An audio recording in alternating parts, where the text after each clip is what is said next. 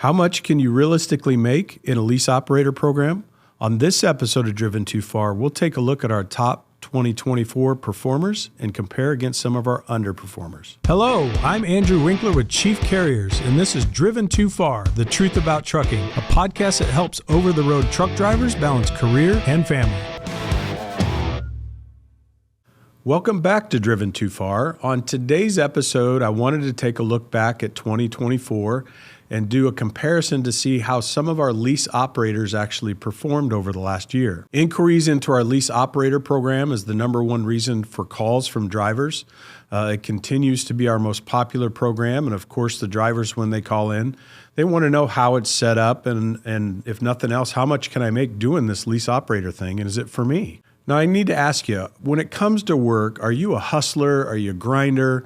Are you out there getting it done? Or you take a little bit more of a chilled, laid-back type approach to work, kind of take things as they come? The earnings gap between the chill and the hustlers might actually surprise you. So that's what we're going to take a peek at today. I've got 4 different drivers we're going to look at here in just a little bit, and we're going to see what their numbers look like in 2024. When I talk about somebody that's hustling or a grinder, I'm talking about people that are motivated by work, right? So they're out there for a reason. They're out there for a purpose. They know they're going to be away from their family for an extended amount of time, whatever that looks like, whether it be a week or several weeks. But they make the most of the time. It's like, listen, I'm out here to do this. I'm out here to make money for my family. I'm going to make the most of that time away and make sure I maximize that potential income coming back in. I don't have time for jacking around. Typically, these type of people usually have an entrepreneurial type mindset. They're intrigued by business. They want to be in business for themselves. They like to be their own boss, not just from an ego standpoint, but really about what can I do with it? They see it as a challenge. They want to build something bigger and better for themselves and their families. These are the drivers that are typically early for appointments.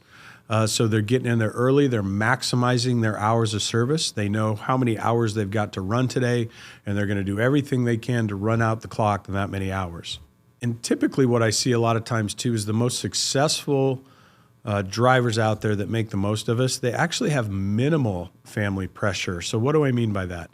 Well, if you're married or if you have a family at home, driving can be a tough gig. And one of the challenges, of course, is what kind of pressure do you have back from home? Are they very supportive of you? Do they know you're out there trying to make a living, paying the bills, doing all those things? Or are they putting a lot of pressure on you as the driver, meaning, gosh, we wish you were home. You need to be more often. The kids miss you, and just this extra pressure that adds up that really, it takes away from the driver's ability to focus on the road and focus at the task at hand of making money. Now, for the other side of that, we run into a group of drivers that are just kind of laid back. They're chill, they're fun, they're relaxed. They're just out there putting in their time. I don't know that they ever meant to be a professional truck driver, maybe something they've just fallen into. It works for them. They make pretty good money doing it, that type of thing. And it is probably not going to be a lifelong career for them by any means. They're just in it for now until something better comes along. So those are the kind of guys that are probably a little bit more chill and relaxed. And you can definitely see that. You can see that comes out when we start looking at numbers. The drivers that have the right mentality to maximize the money in a lease operator program, and the guys that are just doing it to get by. Now, before we jump into the actual numbers and look at some of the numbers of what these drivers put up for the year, let me just say that the lease, in our case at least, is equal, meaning we're on a pay per mile basis plus a fuel surcharge. So it's not like anybody's making a higher percentage or something like out there. All of our contracted rates with our lease operators are the same base rate, and then again a fuel surcharge on top of that, along with some accessorials and stuff like that. So for the most part, the lease itself is equal. The drivers have the same load board opportunities, the same access to dispatchers, the same kind of loads. They all have access to the very same stuff. Everybody's a contractor status, so they're paid on a 1099. They are not employees of the company, which means they can call the shots. They can work when they want. They can work as often as they want, as much as they want, or they can take as much time off as they'd like as well. Drivers all have the same access to our fuel discounts, our tire program, our maintenance program, things like that. So wherever we give them some kind of discount, they can all take the same advantage of it. So for the most part, the expenses are pretty equal. The one place that it might be a little bit different is with the particular tractor that they chose.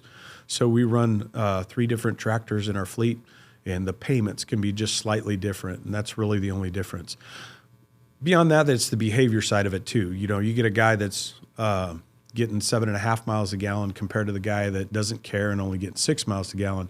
Obviously, his expenses are going to be a lot different too. But for the most part, the lease itself is very equal. These guys all have the same opportunity to make the same money. Okay, so let's get into the driver comparison just a little bit. Like I said, I've got 4 that I picked out. I picked out 2 that were towards the top. I picked out 2 that were towards the bottom of the earnings for the year 2024. And I kind of want to walk through that with you so you can see, like we said, the guys that are grinders and hustlers, what kind of income they were able to bring in versus the guys that took a little bit more laid back approach to their driving job. The first guy we're going to talk about, and I changed everybody's name. So these are real drivers, real numbers out of our fleet, not real names, is Thomas. And he ranked in there in the top 3 for us last year. He drove 152,000 miles for the year, which is a pretty solid year. Now, we're a flatbed company, and I got to tell you, that's some of the best miles I've seen since I've been there. That may not be unusual for like a reefer van, but flat's just a little bit different. Typically, we don't have the long haul stuff, the drop and hook stuff like the van guys do.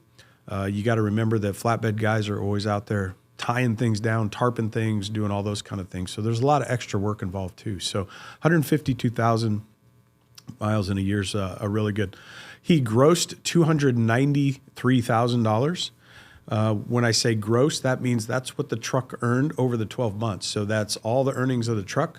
And then he netted $140,000. So that's what he took home after expenses. That's what he took home after fuel, truck payments, insurance, maintenance and repairs, and all those things. So $140,000. The only thing he doesn't have out of there would be like personal income taxes. There's no taxes taken out when you're a contractor. So, but 140,000, not bad. Second guy I'm going to tell you about is Corey. So he was a little bit on the lower end of stuff. Ended up running 85,000 miles, definitely lower than what we would like to see. But again, he gets to pick and choose when he wants to work. Corey grossed 193,000. That's what his truck earned for the year.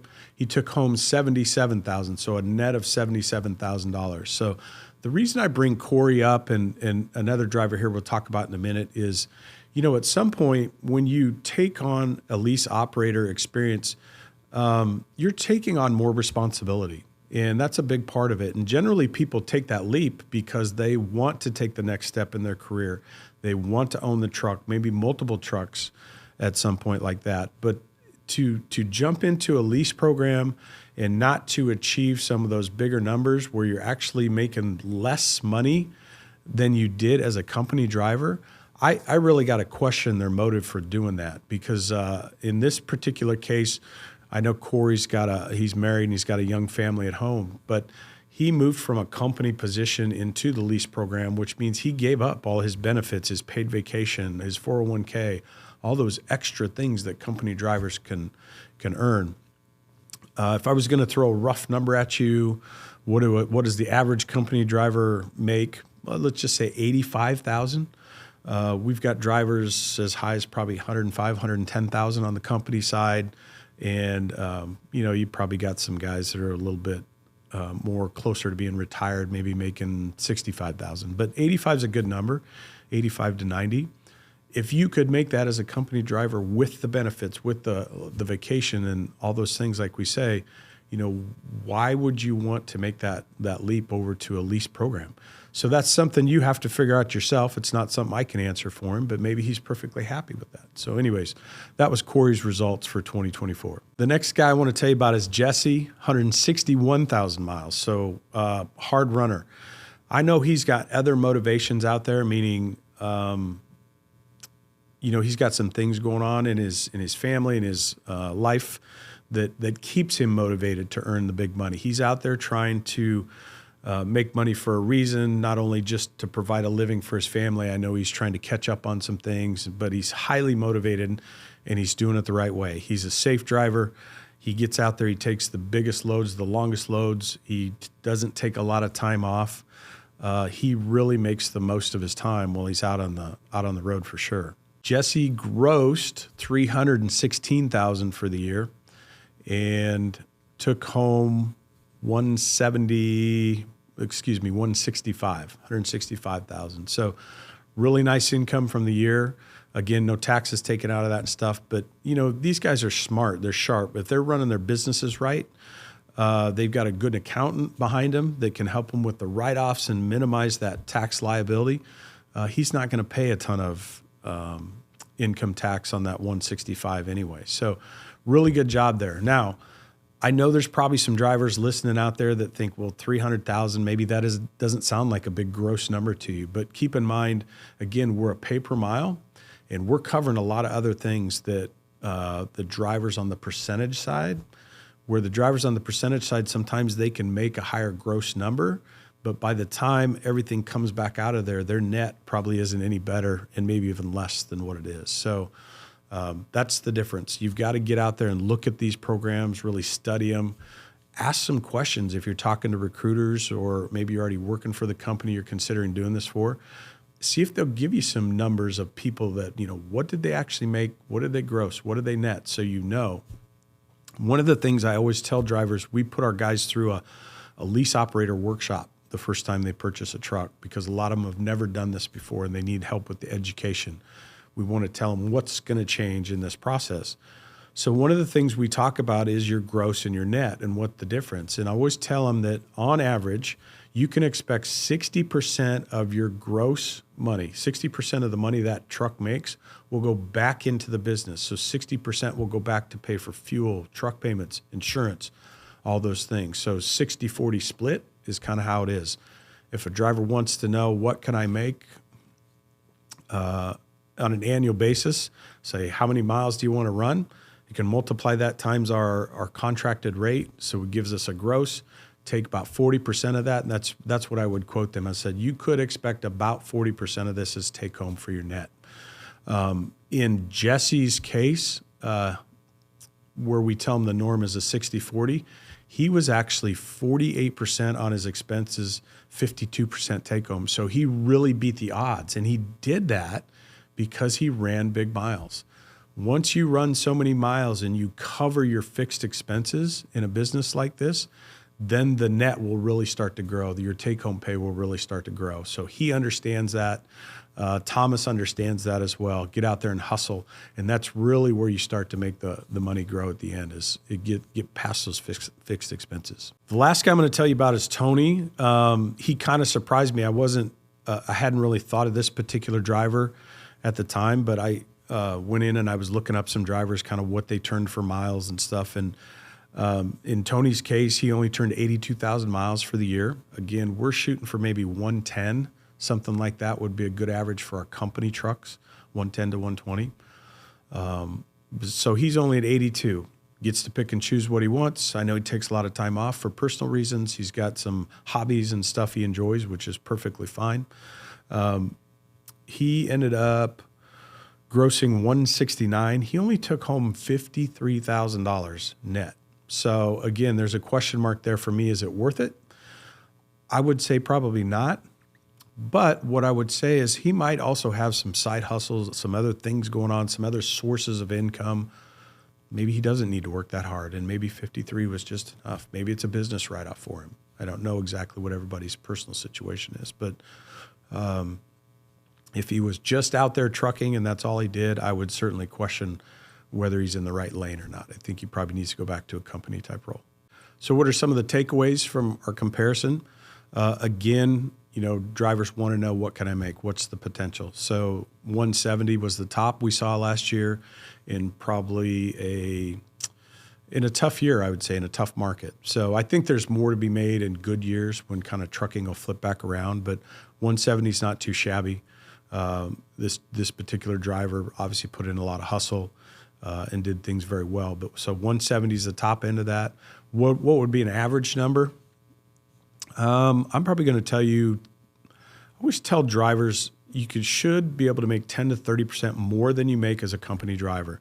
So if you didn't change your habits at all, however you drive as a company guy, if you run 120,000 miles a year and you move to a lease program and did the same thing, 10 to 30% more if you manage your business correctly. There's a big question mark there and a big if, because one of the things that happens is, again, the paychecks look bigger. The net checks come in on Fridays are bigger than what you're used to as a company driver. But you can't get foolish with it. You can't just turn around and start blowing it on silly stuff. You really have to be disciplined as a lease operator. Put that money away, especially for maintenance programs and things like that, because it will come back to bite you if you're not a good saver. I would say another takeaway is like, what is your current family situation like? Is your family going to be supportive of this? Is your family kind of needy?